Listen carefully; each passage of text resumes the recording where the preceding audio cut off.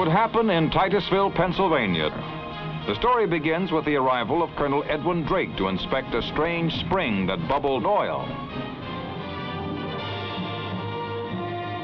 We're standing just feet away from the original production oil well, drilled by Colonel Edwin L. Drake.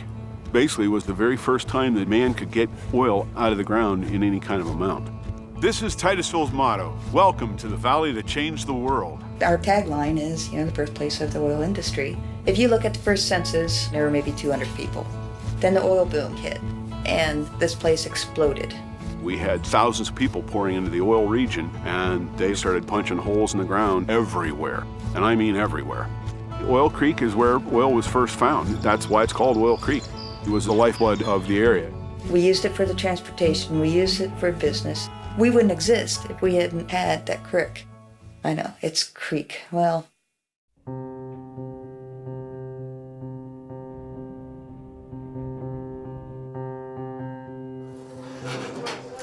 vehicles, electrolysis, and several other things that we're going to be studying here in the near future. I'd like to introduce our special guest speaker today. Hi, everybody. I'm Larry Moulthrop. I'm a chemical engineer. I graduated way back in the dark ages in 1978. Titusville prides itself as being the beginning of the transportation revolution. We're now on the cusp of a new revolution in transportation based on hydrogen.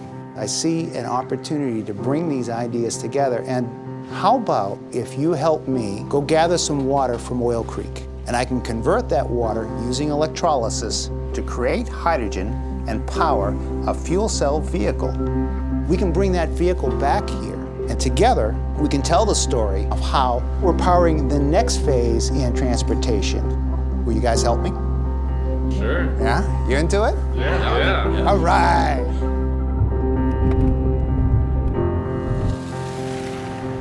As you can see today, hydrogen is everywhere. Before we had drilled for oil here in Titusville, Native Americans would skim oil off the top of the water. I thought it was pretty cool that we're actually coming back to Oil Creek and we're just taking the water out. With the water we collected, 150 gallons worth, that's enough to electrolyze and fill over a dozen Toyota Mirais.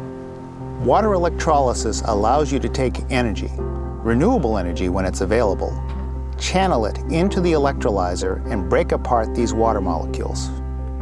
You now have potential energy in the form of gaseous hydrogen. So put that into a Mirai, combine it with oxygen from the atmosphere, and now you can power the vehicle. I want to see how excited they are to explain to the people in Titusville what their perspective is, how they view rich traditions established here in Titusville, and how they view this new innovation based on hydrogen. It may sound like it's just a theory at this point, but if you follow me, I will show you the actual car, the water from Oil Creek outside.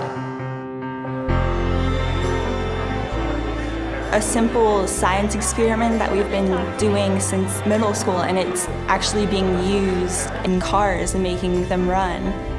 Through innovation, mankind can seek things out and grow and change. I never thought that my little town would be part of such a big thing, but now I'm actually driving the real car, and it feels awesome. To bring it back here to Titusville, where we started the oil industry, it's a proud moment. It really is.